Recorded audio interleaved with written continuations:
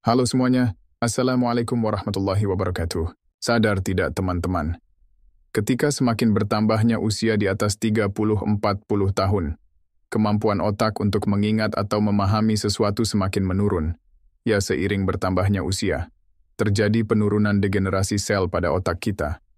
Namun ternyata kerusakan otak tersebut bisa dipercepat karena makanan nih teman-teman. Mengerikan juga ya.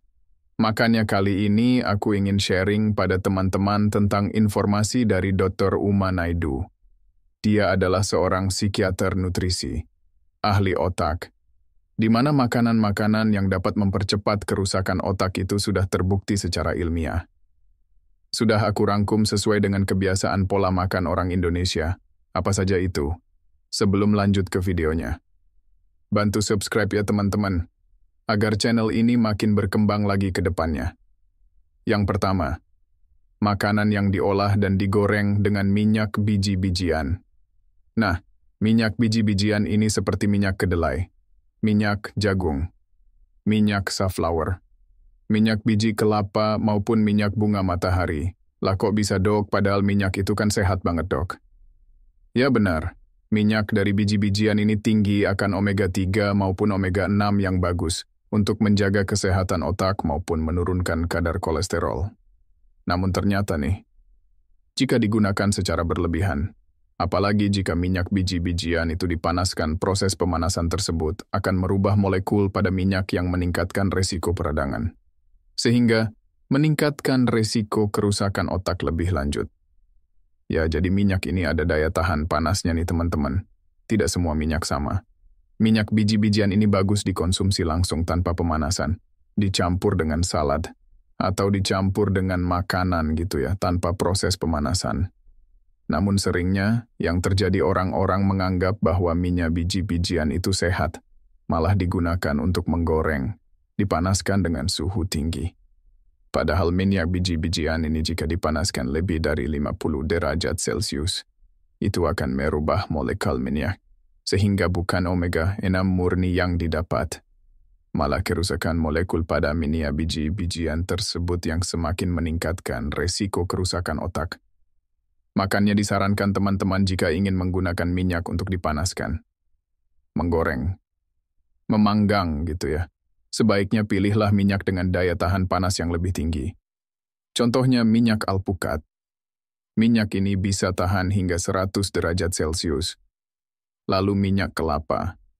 Minyak kelapa di negara Indonesia, itu ternyata bisa tahan hingga 8 derajat Celcius nih teman-teman. Serta minyak zaitun. Daya tahan minyak ini hingga 70 derajat Celcius. Kesalahan orang Indonesia menggunakan minyak kelapa itu dipanaskan berulang kali. Sampai minyaknya jadi hitam dan berjelantah bahkan memunculkan asap berbau tengik ya. Proses pemanasan tinggi yang berulang kali malah merusak molekul minyak, sehingga meningkatkan kadar kolesterol dan kerusakan otak jika dikonsumsi terus-menerus. Jadi bukan minyaknya yang salah, namun cara penggunaannya yang salah.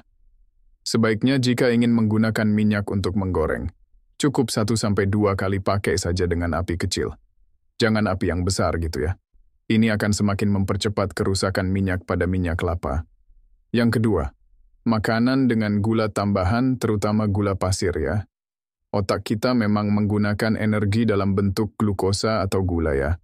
Namun jika gula dalam otak itu berlebihan malah akan menyebabkan gangguan memori, berkurangnya elastisitas hipokampus, dan menurunnya fungsi kognitif pada otak nih teman-teman.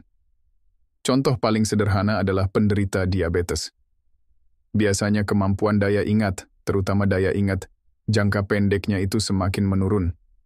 Jadi gampang lupa. Mau belanja ke pasar awalnya mau beli pisang sampai sana malah yang dibeli buah apel.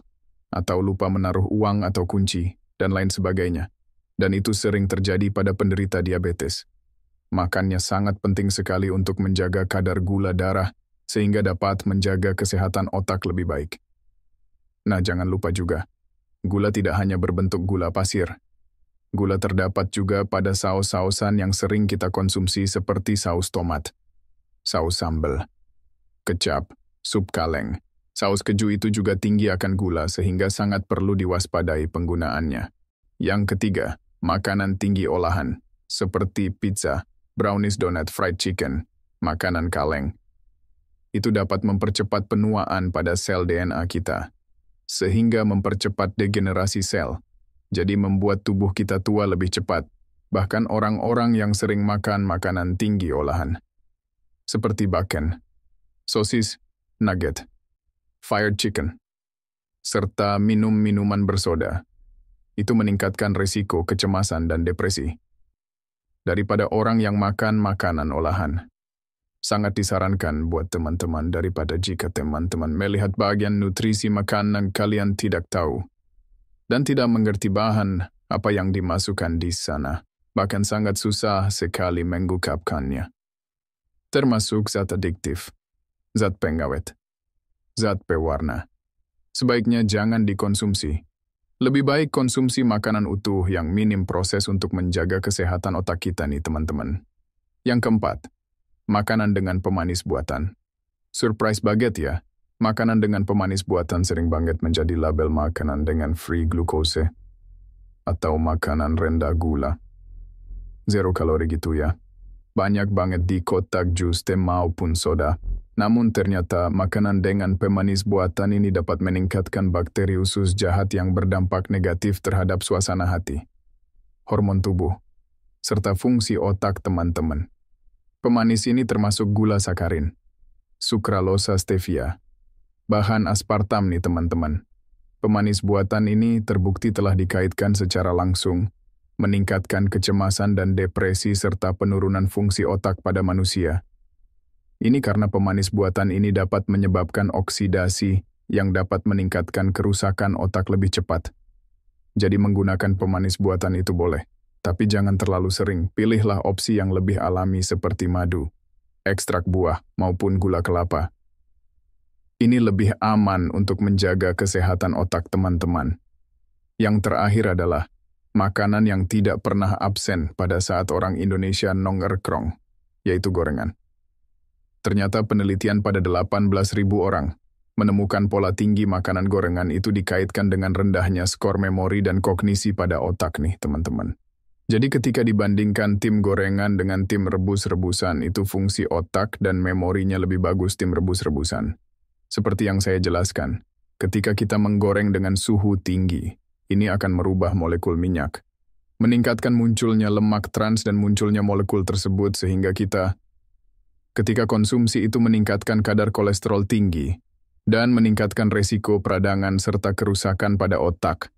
Apalagi kalau kita beli gorengan di warung.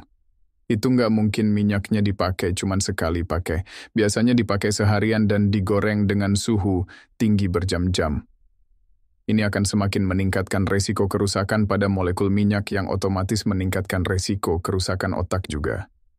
Jika teman-teman konsumsi terus-menerus. Sebaiknya mulai sekarang, batasi makan makanan gorengan kalau mau menggoreng. Goreng dengan suhu kecil, minyaknya sekali pakai saja. Dan lebih memilih makanan yang dipanggang, dikukus ataupun ditumis dengan minyak sedikit daripada gorengan. Dengan cara ini diharapkan teman-teman bisa meningkatkan kesehatan otak lebih baik lagi. Dan jika ada pertanyaan dan ada yang ingin didiskusikan, silahkan komentar di bawah ya. Jangan lupa dibantu subscribe juga ya, agar channel ini makin berkembang lagi ke depannya. Terima kasih sudah menonton sampai selesai. Salam sehat, sampai jumpa.